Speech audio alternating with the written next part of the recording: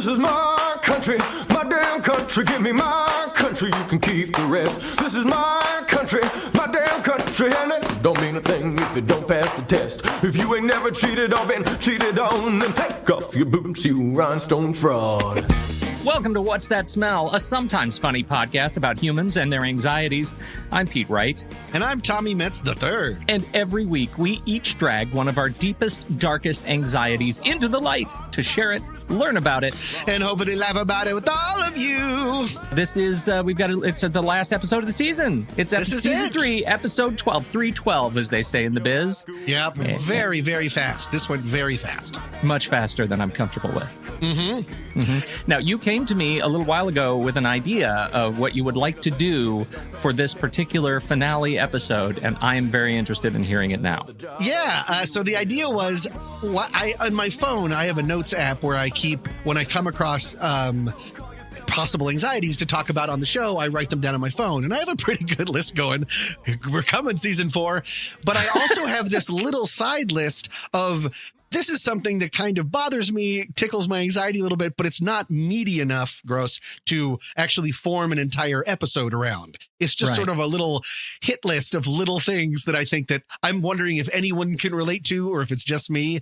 And so my suggestion was, what if we, for the last episode of season 3, instead of doing a traditional episode where I do one, you do one, we just sort of bounce back and forth and get some of these, clear out some of the chaff of these little anxieties that actually can't be used in a huge way. What did you think about that?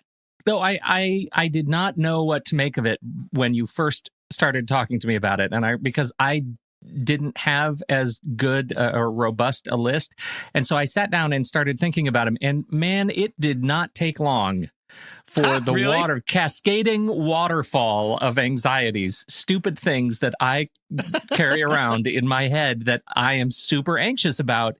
I mean, in the better part of, 45 minutes, it hit me like I got a dozen things that I can't believe we haven't done. But you're right. They're so stupid. They're so stupid. Like, how could I possibly do a whole episode out of these things? I can't wait to share them with you. And I don't know, maybe I do 2, you do 1, because I am so anxious about all this stuff. No. This is going to be like an anxiety draft, right? That's cool. Yeah. And here's the other thing that I would like to add to this idea.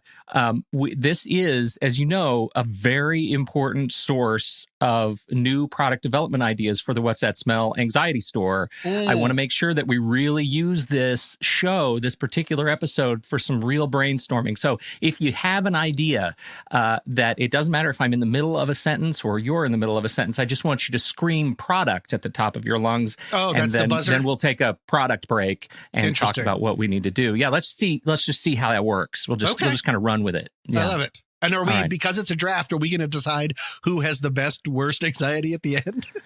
Maybe that's a listener thing. Oh, that's true. It's open to the listeners. Oh, that's good. Okay, they can let us know. Okay, well, this is going to be a first? Real treat. I feel like because I came with more that I should probably go first, but I love it. It's a gentleman's choice. Is that okay? I think we should do it. Yes. This one occurred to me just moments before we started recording. The sun is out. The sun is out, and we've got a breeze. The breeze is coming through Portland. It's sort of a windy season, and for the last 3 nights, I have climbed in my bed, and I have heard the scratching in the walls of my closet, Tom. What? And this makes me nuts. So I start freaking out because I don't like the idea of other creatures living in my walls. No, sir. You got some hamper peeing to do. I am not crazy. So I get up in the middle of the night and I stand in my closet and I pound the walls and I wake everybody up. Dad, what are you doing, you incredible nut? To be fair, they haven't actually woken up yet, but I do pound on the wall. I pounded on yesterday as I'm putting laundry away. I'm pounding on the wall. My daughter comes in. She says, "What are you doing?" I said, "There's a critter in our wall." She says, "Dad, tree, neighbor's yard, wind, scratching the house." Yeah. And I looked at her like she just solved cold fusion right? Like it was amazing. That's anxiety number one, crap living in my walls. Okay. Well, and that could have, that seemed like one that you could have brought out and fleshed out a bit, but I'm glad you didn't because everything that lives in your walls, I probably don't care for. It's bad. It's bad. And it really sounded like they were digging through the backside of the drywall, like with their little tiny shiv fingertips, Shovels. like claw shovels. Yeah. It's bad. Claw shovels. Claw shovels. I don't know what it is. It's like the raccoon that lives in my walls is the stuff from horror movies. Like it is the Guillermo del Toro of raccoons, right? It's got like 3 mouths, recursive mouths inside one another. It's a terrible thing. Are his raccoon eyes on his raccoon paws and he has to put them up? Pan's Labyrinth exactly style? Right. It's that would Pan's actually raccoon. be adorable. I got to be honest. Okay. I think that would be pretty cute. Tom, we need to have a stuffed Pan's raccoon plushie doll to help kids go to sleep at night. Don't worry about what's in your closet, kids. What's in your arms is dramatically worse. Interesting. And it's always screaming, electronically screaming until you bring its paw eyes up to its face, and then it just sort of purrs a little bit. That's neat. Yes, that's right. That's a good product. That's exactly right. I have one. This just happened to me a week and a half ago. Haircuts. I thought you just had it up. I go to a supercut-ish like place. I don't know if it's all over the place or it's just in California. It's called Floyd's 99, and it's really just a supercuts, but with rockstar posters on the wall. Like that's it. I've gotten I don't have a hairstylist. I go in without an appointment and just sort of get who's there. I have walked out before when both of these hairstylists are ones that have given me a terrible haircut. But that's not anxiety. That's just me not dealing with it. The anxiety is what happened this last time is it's a new person. So I'm always a little on edge because the fashion maven that I'm not, my haircut is pretty simple, but it also involves, scissors and clippers. Of course, it's a barber.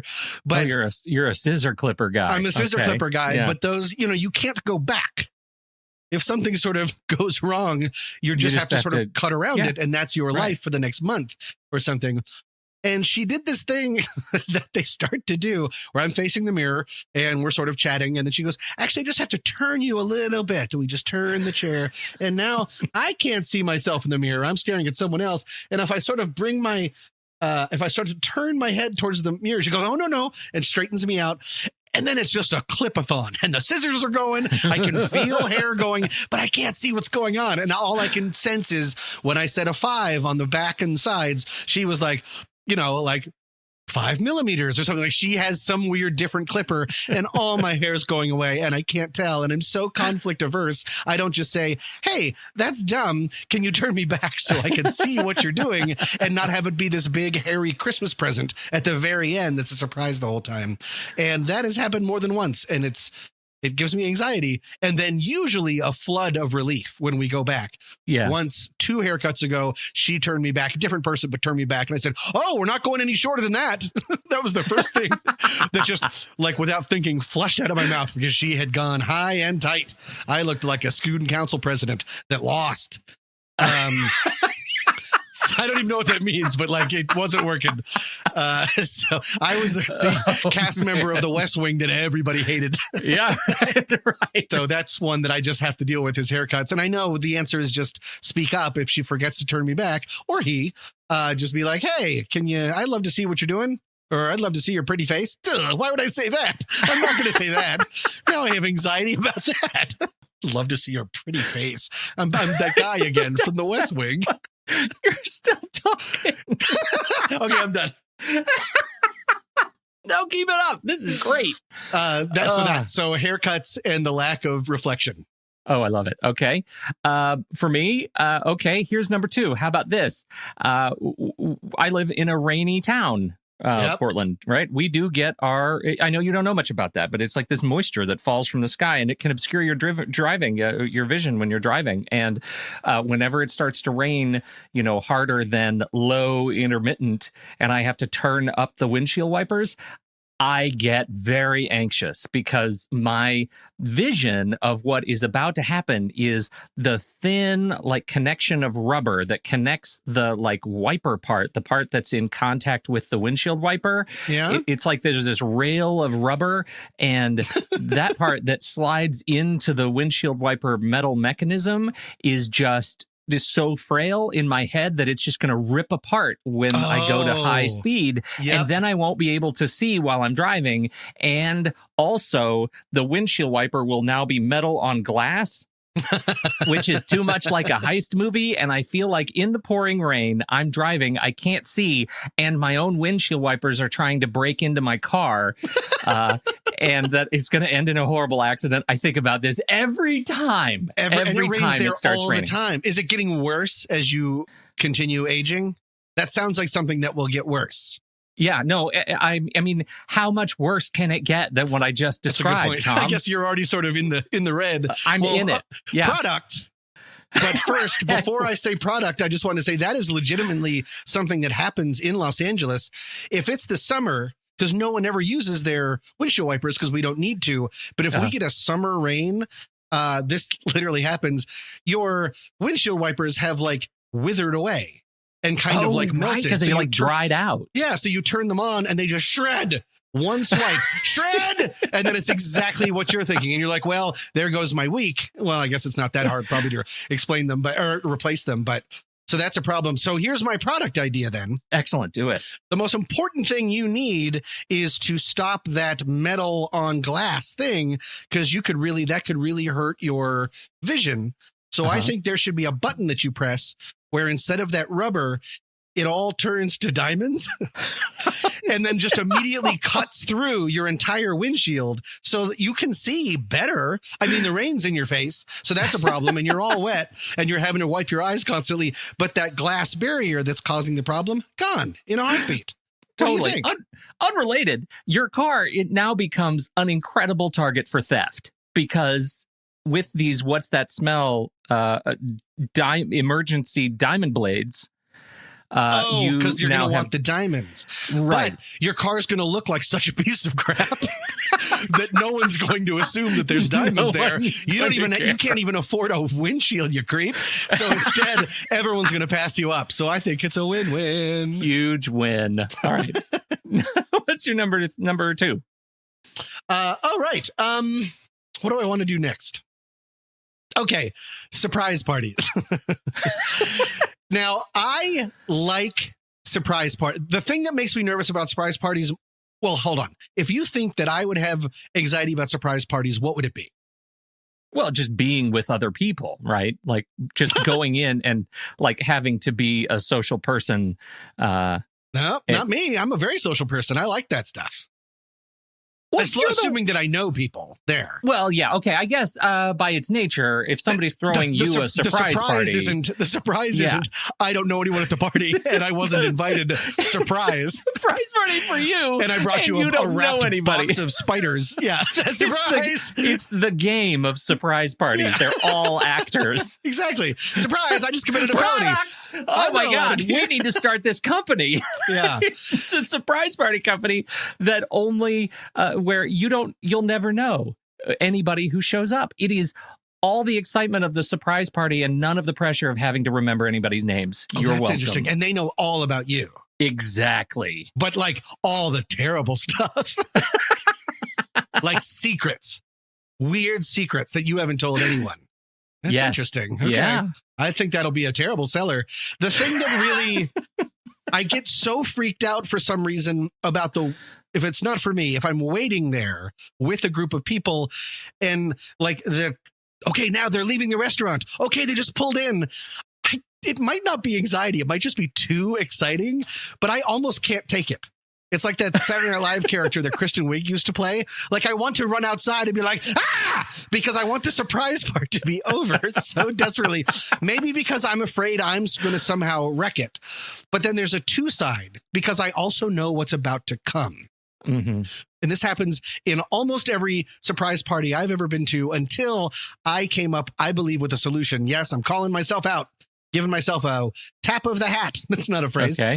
Tap of the hat. The person comes in, everyone goes, surprise. They go, what? Oh my goodness, you guys. And then it gets awkward because everyone stands around and it's without saying speech. They're thinking speech. And so there's like kind of a silence and they're like, oh, good. And then the person sort of goes up and like chooses one person to give a handshake to. And then it's just sort of this receiving line and it goes on forever. It's way too much attention and expectation put on the surprisee. And I think it's really unfair. Can you relate to anything that I'm saying? I swear to God, this is so many surprise parties that I've been to. There's not a surprise and then here's something right away. Yeah. It's a surprise and tap dance for us, even And though then we just came next? we just came out of nowhere, but we're expecting you to do something for us, whether it's a speech. You need a showrunner for your surprise parties. Like somebody should have coordinated that. Like what happens next? Here's my solution. And this is what I've done. And it at least helps me. I think it helps other people. I always have a drink ready for them. Then you're off the hook. If they're a drinker, it's a drink. If not, we go surprise. I go up, I hand it to that person. And then immediately give them a hug. So I've broken that weird bubble of who are you going to go to first, all this stuff. And then usually someone else will come up and it just becomes a lot more organic. Mm-hmm. Just giving them a drink takes away that it lets them have a second. I think I could be making all this up. I know people have told me in the past that this is a winning strategy and this has helped them in the past. Well, what I like so much about it is that you have let yourself off the hook. Like immediately because you had the drink. Like, I had the drink. That was your job. And I've taken myself out of the expectation equation. I've let myself off the hook and I'm off their hook. Right. And I like to imagine you hand the drink and then literally slap your hands together like you're done. Like you're brushing the dust off. You worked hard. You did your part. And now you're done. And that means the awkward failures that come afterwards, none of that falls on your shoulders. I think I will give you a tap of the hat. Thank you. No, I just tip of the hat. That's what I meant to say. This whole time I've been trying to figure out what I was. No, it's a tap. It's a hat tap. It's just definitely a hat tap. Boop, boop. Mm-hmm. Yeah. No, I just usually like slink behind the person and go, that's a pretty good drink, right? Remember when I got you that tasty drink? It's pretty good, right? That one time 5 minutes ago? Yeah. You want to take another sip? It tastes like candy. It tastes like candy. So that's mine. But at least that one I found a personal solution for. I love it. That's a good one. All right. I've got a number 3. Are you ready for my number 3, Tom? Please. We have a lot of crosswalks in this town. The town of Portland, downtown Portland, was actually designed around pedestrians, not cars. So there is a place on the south side of the downtown area where you can start walking. And you will, if you get the first one right, you will never hit a light. Right. You'll never say if you at a normal walking pace, it is designed around that pace of an adult human being walking through town. And it's delightful. It's a wonderful place to go. And yet I have this challenge where people don't use the crosswalks, whether they're crossing near a school, whether they're crossing, they cross somewhere else. None of that is my problem. If you want to take your life into your own hands and throw your body in front of 5,000 pounds of metal and rubber, that's on you. What I hate and the anxiety that I have when I'm a pedestrian or I'm in traffic is people who think they're being kind and slam on their brakes for pedestrians not crossing at a crosswalk. Not only is that incredibly dangerous, it's illegal. Like you really can't do that. It is such a danger to everyone else. And it drives me bonkers. It'll happen one time, and that will be my obsessive thought spiral for a week. I will think about that one car. Is that anxiety or just low rage? Well, okay. If it is, if I'm the pedestrian, it's hands down anxiety, absolutely anxiety, because I'm standing there on the curb, knowing that I'm gonna run it. Like there is no crosswalk nearby. I'm trying to cross into the community college dog park, right? That's across the street. So I'm going to run it. I am going to stand there and wait for a major opening in the traffic. But someone will see me there and they'll think, I'm going to be nice. I'm going to go ahead and I'm going to go ahead and stop the car. I'm going to slam on the brakes and all the cars around are going to slam on. Oh, so you're upset also that you might make that I'm now going to cause an accident. Sure. I'm part of the problem. Oh, it's the worst, Tom. It gives me great anxiety. Please, people, stop doing that. You're not helping anybody. Well, you know what we have here in Los Angeles, though? What? The pedestrian right-of-way law. What does that mean? They're allowed to cross wherever they want. There we do have, and I'm not joking, we do have a ton of crosswalks, and I think you're supposed to go to crosswalks, but we actually have signs up in the middle of some intersections saying, don't cross here. Because otherwise people will. And apparently the law, unless it's changed since I moved out here, is you have to stop for them. Wow, that the pedestrian right-of-way law. It's terrible. It's really weird. Corollary to my anxiety about being a pedestrian and now the pedestrian right-of-way law, I have a lot of anxiety about California's initiative system. Yeah, I know. It's the worst. There's no reason that should be a law in California. What were you thinking, California? All of our laws and initiatives are incredibly rushed because we're just trying to get something done before the next fire starts. Yep. Like that's all we care about. Everything's on fire. Yeah, everything's on fire. We can't see out of our cars because all of our windshield wipers are shredded. It's a disaster out here. It's a beautiful, sunny disaster. Sunny disaster. Yeah. All right. What's your number 3? It is a musical cue. Outstanding. Why, you silly so-and-so, with all your dough, are you having any fun? What are you getting out of living? What good is what you've got if you're not having any fun? Okay, I feel suitably anxious. Okay. So what you just listened to, listeners, is Are You Having Any Fun by the comedy duo Flanagan and Allen. They are constantly called a comedy duo. I have seen no evidence about the laughs. You might remember them singing Run, Rabbit, Run in the beginning of Get Out. Oh, when sure, that first African-American guy is stolen. That's them. That's Flanagan and Allen. Okay. I sort of have to chase this one like a hound because I don't quite understand why this kind of music gives me anxiety. I think it's Depression era music, the entire point of this song, but they have tons of songs where it's about, hey, you have all this money, but you're not having any fun. Look at us. We're wearing pork pie hats and our shoes don't have any bottoms, but we're doing great. It's dead people singing. I don't know how to explain this. Something about that type of old-timey music. It's so oversimple. They both just sing the melody line the entire time, like you just heard. Yeah. Like there's two of them, and they almost never sing any kind of, what's it called? Harmony. And it's just weird, and it sounds like dead people singing. Like it was a time when entertainment was so bare that was considered like a real poppin' number. It's like music from The Shining.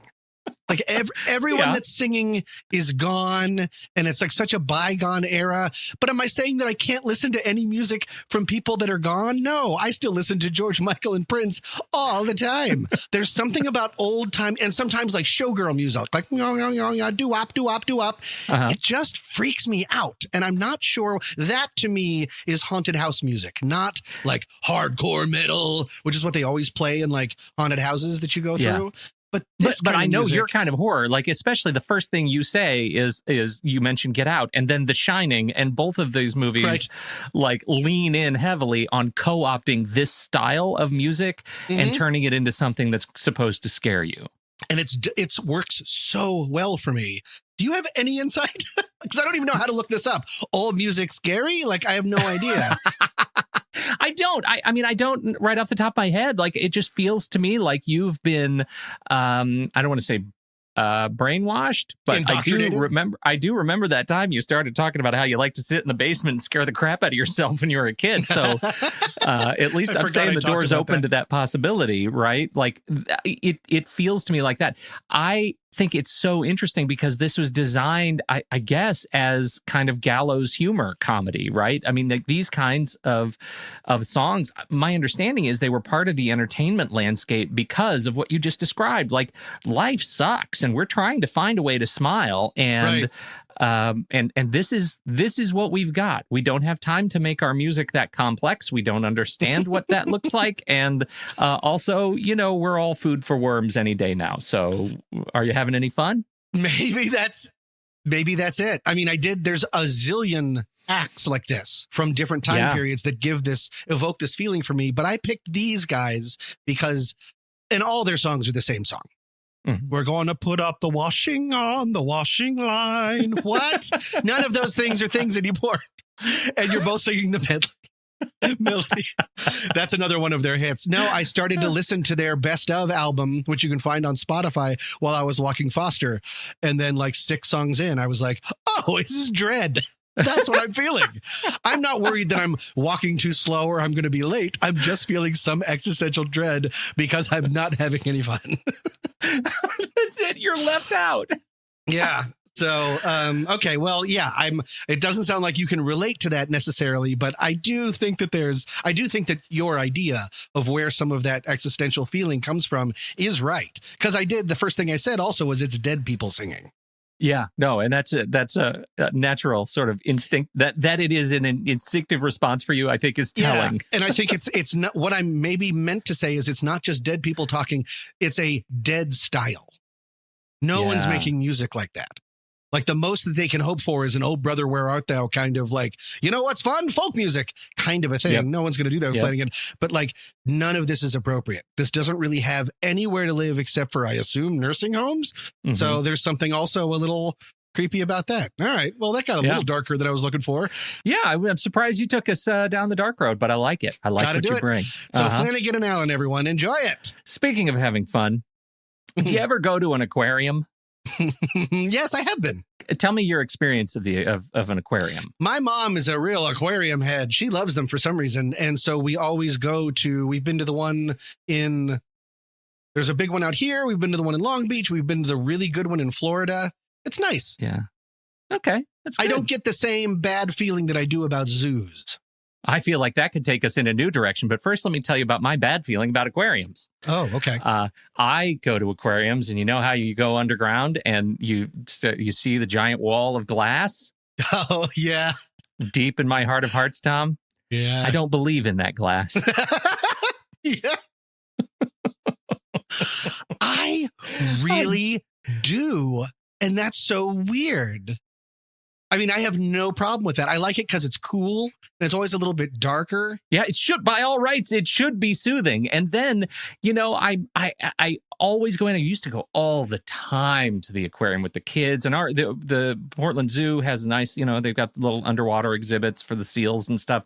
And I would take the kids down there, and I would always kind of stay at a weird distance. And I didn't really have a connection. Why is that I'm letting my kids up there, putting their face against it when they're like 3, 4, 5 years old, and I'm standing back watching them from a safe distance? I realized, I think deep down when I was a kid, I internalized this kind of feeling that glass is actually breakable. Like breakable glass, and I don't want to be there. It's not a thing that I think about all that sort of regularly, because I don't go to aquariums all that much. Sure. But then I saw Aquaman, and the shark shatters the glass in one sequence. He like cracks it by ramming his face into it, and it hit me all at once. Yep. That's what I think too, Shark. Like, it's not that hard for you to get through that glass. Aquaman proved it in this blockbuster movie. And you said this out loud in the middle of the theater. Yeah, no. Yep, Shark. I'm with you, Shark. Both, kid. Yep, that's right. Tap of the hat to you, Sharky. Tap of the hat, Shark. Well, which movie wasn't it? One of the Jawses that Mr. Jaws himself broke through in like a aquarium? Well, there was I mean, you know, Jaws is breaking through all kinds of things, but in particular, Jaws 3 in 3D, there was a lot of that kind of stuff, right? Okay. And then the Meg, that's an old saw that they came back to with the Meg, with breaking the glass of the underwater tunnel of the research vessel. I don't care for it. That's interesting. That I think what strikes that for me is that I can see so well. That I'm trying to go back to maybe like lakes, that we both shared a distaste for lakes because you can't see anything. That doesn't make any sense, because all I'm doing is looking at all the things that will be eating my head as soon as that glass breaks. Dissolving your skin. But something about like I can see them coming. I guess that sort of placates me. That doesn't help me. Nope, not even a little bit. That's interesting. I want to go to an aquarium now and see if I get the shivers. Welcome to the club. What's your number 4? Oh, what have I done so far? Oh, here's just a really quick one. And this one is because of my dog, Foster. Have I ever brought him up on the podcast? Okay. Wait, tell me about him again. Yes. This is the one you're trying to correctively remove the spots for, right? That's right. I always forget what I've talked about on this podcast. Oh, so many regrets. Because of Foster, I tense up and get a little rush in my belly, which I would call anxiety around skateboards. Now, Because you want to chase them and catch them in your mouth? I just want them to disappear because he either loves skateboards or absolutely hates them. I have no idea, but he goes nuts. I mean, it's the time when he's really pulling at the leash and barking, and it's getting a little worse. I don't know if he's getting older or he's just taking more and more of my waves of anxiety, but he is like a block away. He'll go into his like not pouncing, but like stalking mode. And then half a block away, he's ready and barking. And so even now when I'm walking, because I always you have a dog for a long time, he or she is always kind of there. Mm-hmm. Like, like when you go traveling and your dog doesn't go with you, do you ever feel your dog or hear your dog? Oh, phantom dog syndrome. Yeah, absolutely. That's a thing. Okay, yeah. Like I always hear his dog chains. If I'm in a hotel, I will always feel him sort of get up and move around. That could clearly just be some sort of criminal in my room. But then you go to your hotel door and you open it and he's sitting out there waiting for you. And Yeah, has that's been weird. all along. Yeah, exactly. So He's got like weird. a printout from MapQuest. I'm like, how did you? Is MapQuest even a thing? So even if I'm walking, I think I reflexively, when skateboards start coming down the road, and they're always in twos. So these skateboarders, I get a little part of me like tenses and pulls on a leash that is not there. Because I'm just walking. It's not with Foster, but he has trained me to think there's something wrong with these skateboard. Oh, product. Yes, go. I have an idea of how to deal with this. Okay. Have you a shotgun? That's it. They're already making it, Pete. Just get a shotgun and we'll write skateboard on the side. And either you can fire in the air. I'm sure they'll turn around. You can fire at them. I'm sure they'll fall down. It's just an option. Well, I was thinking the same thing because, it feels like you're kind of the thought of you walking down the street and then yanking at an invisible leash, in the era of Flanagan and Allen, like that's a recipe for a stay in a sanatorium, Tom. And I think we're better than that now. But really what you need is something is like it feels a little overt to have a shotgun for skateboards. That maybe what you need is something all the time. That's a good point. And really what you need is something that's built perhaps into your footwear so that you could like indicate via Bluetooth or say something like to trigger on your phone, like, hey lady, skateboard coming.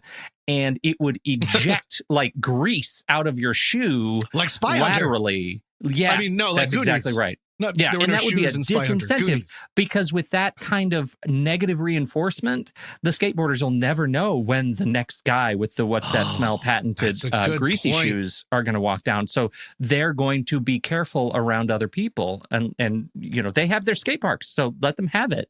Don't go greasing up the skate parks.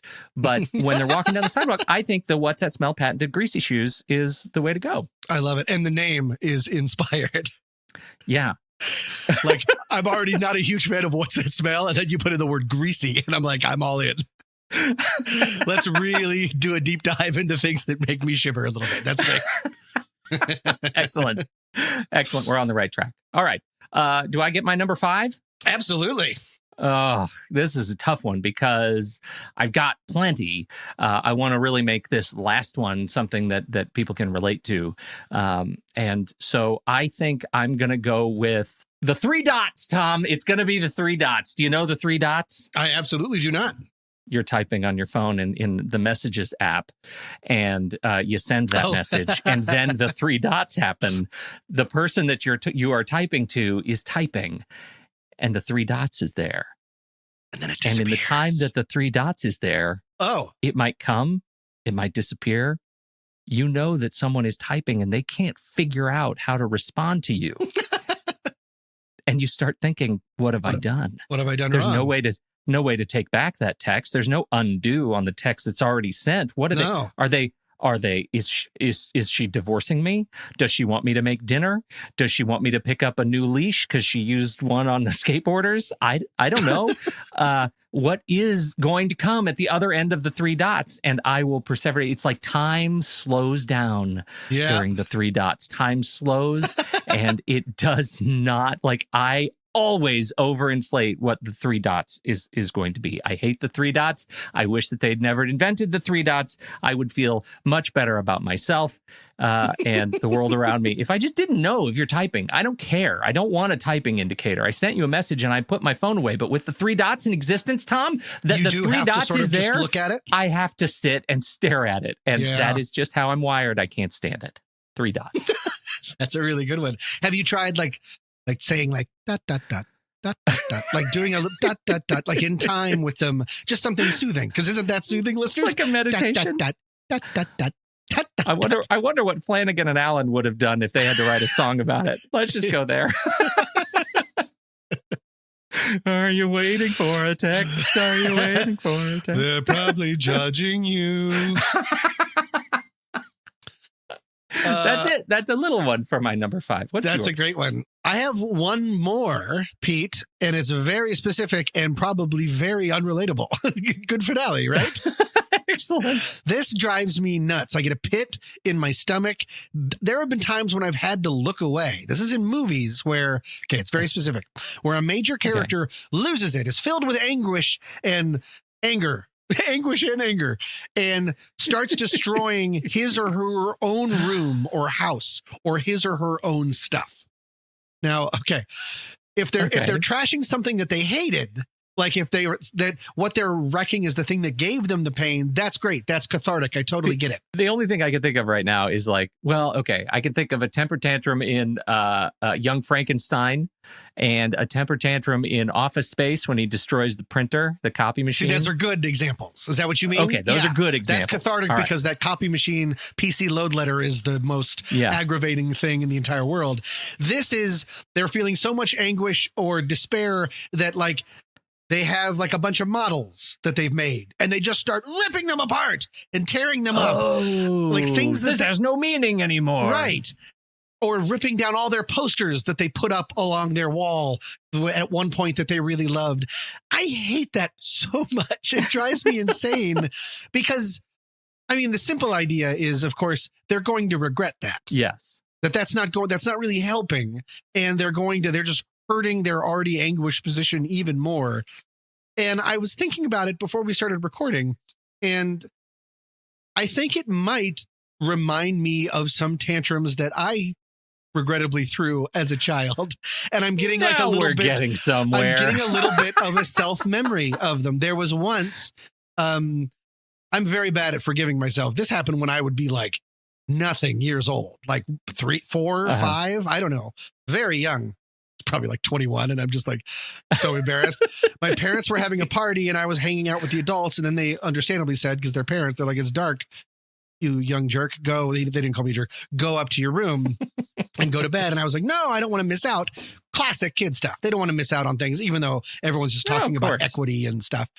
And then I remember my mom was like, okay, you don't even have to go to bed, but we just have to put you away. So here, and she had a tray and I was obsessed growing up with street signs and construction signs. I don't know why. I wanted to be a construction worker when I grew up just because of all the cool, like no left turn, stop. I just had all of those. Like my version of Matchbox cars is just like normal intersections and everyone following. So lame. Yeah. The rules. Yeah. And they would always cross in crosswalks. Yeah. No cars would ever stop. Exactly. No skateboarders. Yeah. I had a no skateboards allowed sign. But I had this whole collection of signs that I dearly loved. And they put me in the room, and out of anguish, I remember in the dark just smashing all the signs and ripping them apart. These were teeny little matchbook sized things. And I think I remember, this is totally the reason. And then I remember feeling this wave of, I think, regret and despair after that. And then I'm sure I was screaming. I wasn't a huge tantrum kid, but I'm sure I was loud enough to hurt the party too, which I care about now. So I think I just walked myself through my own figuring out of where this comes from is because I can still remember they're few, but they were big, of tantrums that I threw. And sometimes they involved me destroying something that I really loved at the time. And that's just, then what are you left with? It's just so sad. Then you just you can't glue them together with your own tears. Like there's nothing to do. So, okay. Well, it wasn't much fun. This was great the way this one worked out. Really great. And I'm not going to lie to you. I'd be in it to have a conversation with your mom. About young Tommy's tantrums. Yeah. Also, product. I kind of feel like we need some sort of a kid's playset. The What's That Smell patented Utopia Playset for all, where you can put all the pieces together any way you want as long as they follow the laws and regulations of your local community. Interesting. This is an amazing way to teach kids respect for authority. That's right. That's a good point. Well, because there's another option too. Is you have two stickers. One says, or maybe magnets. One says skateboard and one says tantrum. Remember that shotgun, Pete? Just even waving the shotgun around, you're going to get results. All right. I think we've really nailed this one. We have nailed it. So that's my last one. Do you have one to take us out on? Oh no, that you went first. Oh, I did. And now, so that would mean I would get the extra one. Good Lord, man. I do have them. If you have one that you'd like to take us out on. Do you want a bonus? I'm going to give you a bonus. A little bonus. A little WTS bump. Right. Yep. All right. Here you go. WTS bump. You're in a grocery store. You're picking your food. You've got your little basket. I know you do this because I know you eat. And you've got your little basket. You nailed it. And you've got first of all, you bend down, you get your beans, and you're in that aisle. So you grab your tamed jalapeno peppers, pickled jalapeno peppers, slices.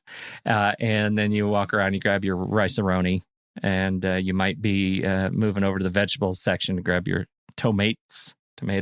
And you realize after you've gone down 3 or 4 aisles that your tastes and requirements this particular trip at the grocery store directly align with another person, let's say an older woman with a cart clearly shopping for more people than just herself, and you've been following her around the grocery store way too closely, and now you're aware of it.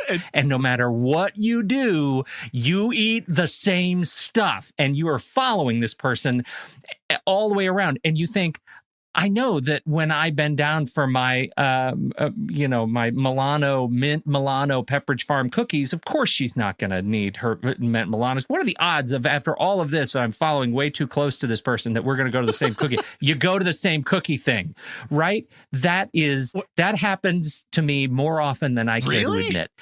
I end up following somebody inadvertently because you want all the same thing. Not really. It really feels like it's an accident. Like, why would I be? It's like she's following me, but from in front of me. That's what it feels like, and it's horrible.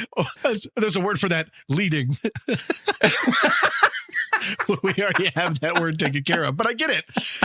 Does your anxiety come from the fact that it seems like you're casing this woman, or that you're wondering if you're becoming this woman?